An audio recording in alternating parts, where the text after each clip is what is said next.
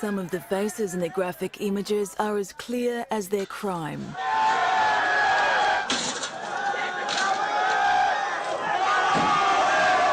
Police are yet to make any arrests or take anyone into custody. The union says it's because they're short-staffed.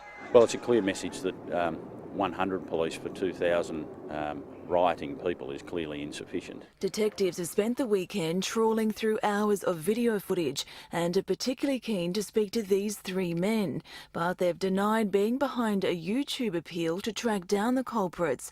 Even car fans have joined the chorus of criticism, saying a select few have ruined it for everyone. The activities on Friday night were just illegal, disgraceful, and we hope those responsible are prosecuted. The unrest was sparked by the cancellation of the Eastern Ats drag race meet, but the national drag racing body says the Victorian government is also to blame. The state government have a lot of responsibility for this because we've put a good plan to them for 3.5 years, and they've failed to act. Why would Victorian taxpayers be willing to invest up to $60 million in a drag racing facility when we see this kind of behaviour on the streets? Police are still collecting vision of the riot, the worst they've seen in Victoria in years. Hermione Kitson, 10 News. Opposition pressure has seen more force applied to Hoon Law's 800 tonnes of force to be exact. Just after 9:30, Ted Baillieu announced a coalition government would ramp up penalties for hoons. And we intend to send a strong message that a coalition government will not tolerate hoon driving. Just over 3 hours later, the government joined in the rush to crush. We're willing to announce that we are able, in certain circumstances, to crush the cars of dangerous hoon drivers. Only as recently as Tuesday, the Premier had been more cautious. I'm not saying we're going to do these things, but I'm saying they're on the table and we need a community discussion. Under the opposition plan, hoons would lose their cars for 3 months for a first offence, and a magistrate could crush a car for a third offence within 6 years, but only if the vehicle is owned outright by the hoon. The government's intention is to crush vehicles that are heavily modified or unroadworthy. The chest thumping by both parties is very much for show rather than effect. Of the just under 10,000 hoons caught over the past 3.5 years, only a tiny minority have offended 3 times. In fact, the total number of vehicles eligible for crushing under either policy is less than 100. After this week's string of high-profile hooning offences, the timing of the announcements is not coincidental. So far this year, there have already been 174 cars seized. Cameron Bowe, 10 News. Justice for Tracy. We got it. We got it. Life imprisonment, no parole. Relief for the family of Tracy Greenbury, the young mother callously executed by Lee Robinson. All over now. Oh. Tracy's got justice. We'll get on with our lives. We'll never forget our daughter. We'll never stop grieving for her. 62-year-old Robinson shot his girlfriend in the back of the head. At first he admitted the crime, then claimed it was an accident. May he have a long, miserable life in prison. Robinson's rap sheet spans more than 4 decades. His life of crime began in 1967. A year later, he committed his first murder, stabbing girlfriend Valerie Dunn to death. He was sentenced to hang, but that was commuted and he was eventually released, only to murder again. You have now taken the lives of 2 women who were in a relationship with you and have deeply damaged the lives of all of those who were close to them. Today, he laughed as he sat in the dock. He just thought everything was funny. Then they dragged him away. Even when they took him away, he just smiled. Robinson was well aware of the distress he was causing the Greenbury family. At one stage, he leant over to his supporters and whispered, "I shouldn't be laughing, but I can't help it." It's typical Lee Robinson. As I said, I was raised by the man, and I certainly know what he's like, and I certainly know how he plays his games. It's not known if he will appeal the sentence. These monsters, they should be going away for the rest of their life. No parole for them type of people. No parole whatsoever.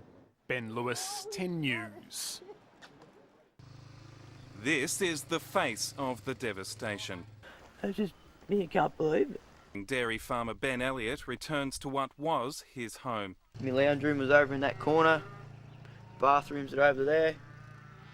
Yeah, and there's a spare room out the back. It's all just gone. Nothing left. It's a scene repeated all through the Gippsland area. Oh, you just drive through here and it's just devastating. You can't believe it. It's just like Ash Wednesday all over again. Residents now trying to keep a sense of normality amid the terror around them. Countless cattle have been lost. Many that survived are expected to be sold at emergency auctions. It's got to be the worst day of our lives. There is no two ways about that. And that's coming from someone whose house still stands. Mark McGuffey recounts the day from hell, which he spent defending his land. You can see even on that ridge, it just took the tops of the trees out and it was just fireballs. And they tell me down on the flats it was just rolling. Just rolling. The Bunyip Ridge fire literally blew up in yesterday's fierce winds, taking with it power lines and everything in its path. The heat was that intense. There's a water tank there that holds 5,000 gallons of water and it boiled it. Despite the devastation that's already unfolded in these communities, the fire threat still remains high, though now many of the residents are sheltering elsewhere because they simply have nothing left to protect. At least I'm still here, I suppose. That's the main thing, and start again. Rakal Eberly, 10 News. Messages of support from Australians and far afield have been written in the past 12 months to record the impact of Black Saturday. Those condolences forever held in 60 books presented to the State Library. The messages too came from school children in Japan and Hawaii. As I've said, they came from world leaders. As leaders united to reflect, at the Royal Commission there was a tribute to some successes during the fires. Commission lawyers hailing those who contained the Bunyip Ridge fires. The state complained yesterday about relentless criticism. I hope they can tolerate persistent praise because that will be the theme of the submission in relation to this fire. CFA veteran Ivan Smith and David Nugent of Parks Victoria praised for their forthright, frank and clear planning, suggested as the model that other leaders should aspire to. And what is said here, again, is a good news story. Appropriate and timely steps were taken to ensure the safety of ground crew, both in the state park and on the afternoon of the 7th. Ms Doyle says the prominence given to firefighter safety should be celebrated. On Monday, when the Royal Commission resumes, Chairman Bernard Teague will lead a minute's silence to remember the 173 victims. The Commission won't sit the rest of this week as a mark of respect. Kate McGrath, 10 News. Near the spot their brother and son perished a year ago today trying to save his Strathewin home, Max Emmons' family banded together to honour his memory. You know, an important person around the area, I suppose, but everyone knew him. He did a lot with the school down the hall and a lot more than probably what I could give him credit for, to be honest. The Emmonses refused to let the sadness and anger take over their feelings of optimism and hope. At the nearby football ground, survivors united to remember and grieve for the 29 who were lost. This is my community. This is my grief. And no one can fully understand the sense of loss but me. Regeneration and rebuilding has been slow, but the memories of the firestorm are still raw. For the survivors here at Strathewin and up the mountain at King Lake, today marks a major step forward in their recovery, and it's obvious that from this tragedy has sprung a new sense of community and togetherness. It's certainly strengthened the community. It's given people a new appreciation of one another. And every drop of that newfound strength will be needed to continue rebuilding these battered bush communities. Gerard Sholton, 10 News.